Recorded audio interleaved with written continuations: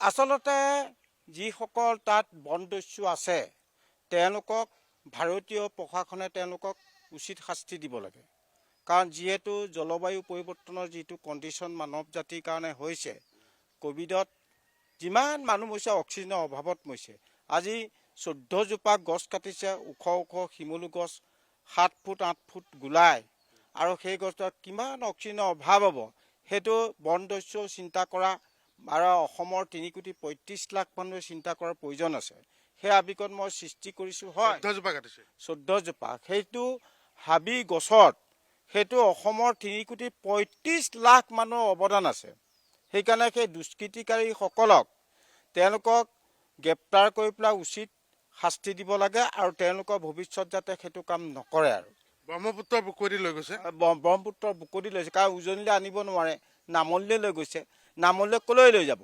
নাই মাজুলীত নিব, নে দক্ষিণ পাৰে যোৰহাটলৈ আনিব, চিকাৰীঘাটলৈকে নিব। তাৰপৰাতো বেছি নিব নোৱাৰে, তাৰ কাজিৰঙাত সোমালেতো তেওঁলোকে এনেও ধৰা পৰিব।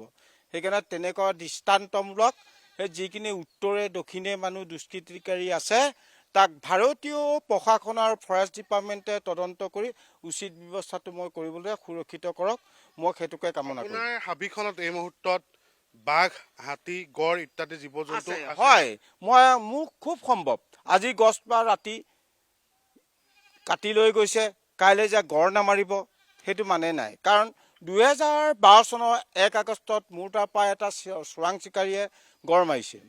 সেইদিন ধৰি পেলাই মোৰ সদায় ইয়াৰ পৰা ঘৰৰ পৰা এই পাৰত ঘৰ থাকিলেও মই 3টা 4টাত গুচি যাওঁ, আৰু গড়ৰ বিচৰণ যিটো আছে কাজিৰঙাৰ পৰা ইয়ালৈ, সেইটো মই সদায় নিৰীক্ষণ কৰিব লাগে। আৰু মই ভাবোঁ যে ফৰেষ্ট ডিপাৰ্টমেণ্ট আমাৰ ভাৰতীয় প্ৰশাসনে দৃষ্টিগোচৰ কৰি সেইখিনি সংৰক্ষণৰ ব্যৱস্থাটো তেওঁলোকে কৰক বুলি। মাজুলী বন বিভাগৰ অন্তৰ্গত নহয় জানো? মাজুলী বন বিভাগ যোৰহাট এইটো মধ্য প্লেচত আছে।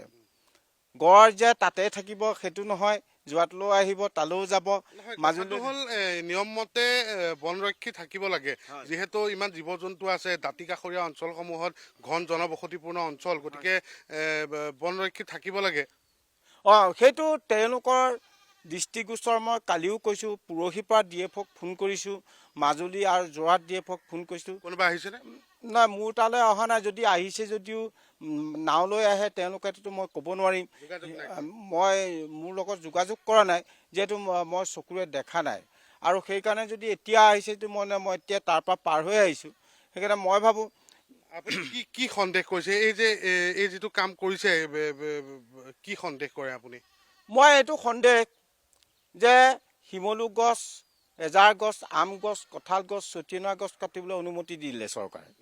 তাৰপিছত এতিয়া আৰু শদিয়াৰ পৰা ধুবুৰীলৈ মহাবাহু ব্ৰহ্মপুত্ৰৰ কাষত উত্তৰে দেখোনে সেইবোৰ গছ নাই, চব কাটি শেষ হৈ গ'ল।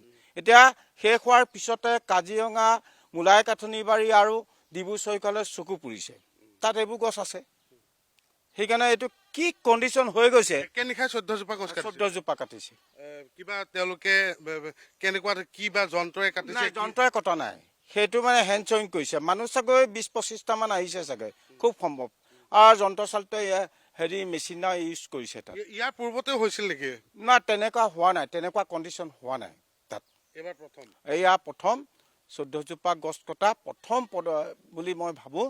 আৰু মই আশা কৰি ৰাখিছোঁ ভাৰতীয় প্ৰশাসনৰ ডিপাৰ্টমেণ্টে সহযোগ কৰি পেট্ৰলিং ডিউটি দিলে মানে তেতিয়া সুফলপাব। তাত যিহেতু গড় আছে, হাতী আছে, বাঘ আছেই, কেনি হাতী মাৰিবলৈ আছে, গড়বিলাক নেপাই পেলাই কেনি গছকে কাটি লৈ গ'ল।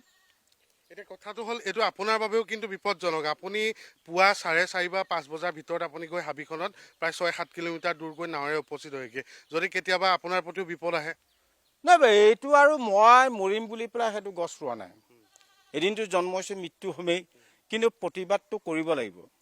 সেইটো মোৰ কাম, মোৰ সংৰক্ষণৰ কৰা দায়িত্ব আছে। সেই কথাটোৱে কৈছোঁ, আজি গছ কাটি নিছে, কাইলৈ আপুনি তালৈ অকলে যায়, হাবিখন আপোনাৰ মৰমৰ সন্তানৰ দৰে আপুনি লালন পালন কৰি আছে। সেই হাবিখনত হঠাৎ যদি আপুনিও কেতিয়াবা আক্ৰমণৰ বলি হ'বলগীয়া হ'ব পাৰে আৰু মানে প্ৰকৃতি ধ্বংস নকৰোঁ বুলি পেলাই মই কৰি আছোঁ। মোক মাৰিলেও মাৰক, মোৰ এতিয়া বয়সো নাই, 65 বছৰলৈ এতিয়া মই মৰিবলৈ ভয় নকৰোঁ। আৰু মই সেইকাৰণে হাবিখনৰ প্ৰতি থকা শ্ৰদ্ধা, মৰম, তাত থকা গছ গছনি, তাত থকা জীৱ জন্তু, তাত থকা চৰাই চিৰিকটি, তাত থকা জলাশয় যিখিনি ভাৱধাৰা, সেইটো মানৱ জাতিয়ে যাতে উপভোগ কৰক, মানুহে শিকক, এই কথাটোৱে মোৰ চিন্তাধাৰাবোৰ তেনেকুৱা মানে। কিন্তু ইয়াৰ এটা তদন্তও নিশ্চয় হ'ব লাগিব, যিহেতু না প্ৰশাসন, ভাৰতীয় প্ৰশাসনৰ ফৰেষ্ট ডিপাৰ্টমেণ্টে তদন্ত কৰিব লাগিব। ইয়ে ক'লে যোৰহাট জিলা প্ৰশাসন বা মাজুলী জিলা প্ৰশাসনক জনাইছে সকলোকে জনাইছোঁ এইকাৰণেই জনাইছোঁ যে তেওঁলোকে উত্তৰে দক্ষিণে তদন্ত কৰক, আৰু যিখিনি যন্ত্ৰ চালিত ইঞ্জিন আছে তাত ভুটভুটি বা হেৰিত তাহাঁতক চিজ কৰিলে চব ওলাই পৰিব। এইটো ফৰেষ্ট ডিপাৰ্টমেণ্টে নিয়ক, ভাৰতীয় প্ৰশাসনে লৈ যাওক। নাৱত লৈ যায় নেকি গছ মানে নদীত ভূৰ বনাই লৈ যায়, ভূৰটো টানি লৈ যায়, কাঠৰ ভূৰ বনাই সেয়া টানি লৈ যায়।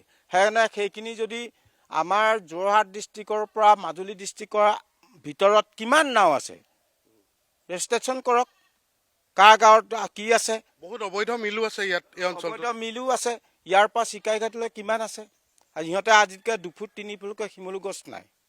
তাৰপৰা আমাৰ কিমান প্ৰত্যাহ্বান হৈছে। চৰকাৰে এইটো অনুমতি দিয়া নাছিল। চৰকাৰে ম্যাদী পট্টাত থকা শিমলু গছ, আম গছ, কঁঠাল গছ, এজাৰ গছ, চতিয়ানা গছ কাটিবলৈহে অনুমতি দিছে। এতিয়া এইবোৰ শেষ হৈ গ'ল।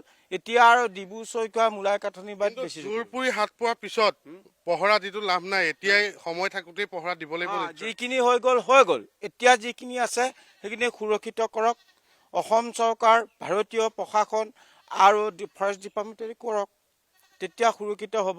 নহ'লেতো আৰু এতিয়া আপোনাৰ অনুমানত কিমান গড় বা হৰিণা, বাঘ তাত আছে? তাত 2টা গড় দেখিছোঁ, আৰু এইটো আৰু 2-3 বছৰ হ'ল সিহঁত যোৱাগৈ নাই কাজিৰঙাৰ পৰা। সিহঁতে যোৱাগৈ নাই, আছেই, আৰু শতাধিক হৰিণ আছে। আৰু সেইদৰে আপোনাৰ হাতী আছে। এই 5-6টা হাতীটো আমাৰ উত্তৰে দক্ষিণে ইহঁতৰ বিচৰণ ভূমি। আমাৰ ইয়ালৈও আহে, যোৰহাটলৈও আহে, তাতো থাকে, মাজুলীলৈও যায়। সিহঁতে নাযায়গৈ। আৰু এতিয়া সেইসমূহ জীৱকুলৰ প্ৰতিও কিন্তু শংকা আছে। শংকা মানে নিশ্চয় আছে, কাৰণ 2012 চনৰ 1 আগষ্টত এটা গড় মাৰিছেতো। কিয়নি গড় নাপায়, গছকেইটাকে কাটি উপলব্ধি কৰি পেলাই বন দস্যু সেইটো কৰিছে। বা বন দস্যু অকল গছ কাটিবলৈকে নাহে নহয়, জীৱ জন্তু কৰিব। সেইটো সুন্দৰবনত আমি পশ্চিমবংগত এইটো দেখা পোৱা গৈছে। বাংলাদেশ আৰু ইণ্ডিয়াৰ মাজত কি কৰি থাকে সিহঁতে, বাংলাদেশ ইণ্ডিয়াৰ বৰ্ডাৰত। সেইকাৰণে মই ভাবোঁ এইখিনি বৰ্ডাৰ এৰিয়া নহয়, অসমৰ প্ৰশাসনে, ফৰেষ্ট ডিপাৰ্টমেণ্টে সেইটো সুৰক্ষিত কৰি ৰাখিলে মই খুব নথৈ আনন্দিত হ'ম।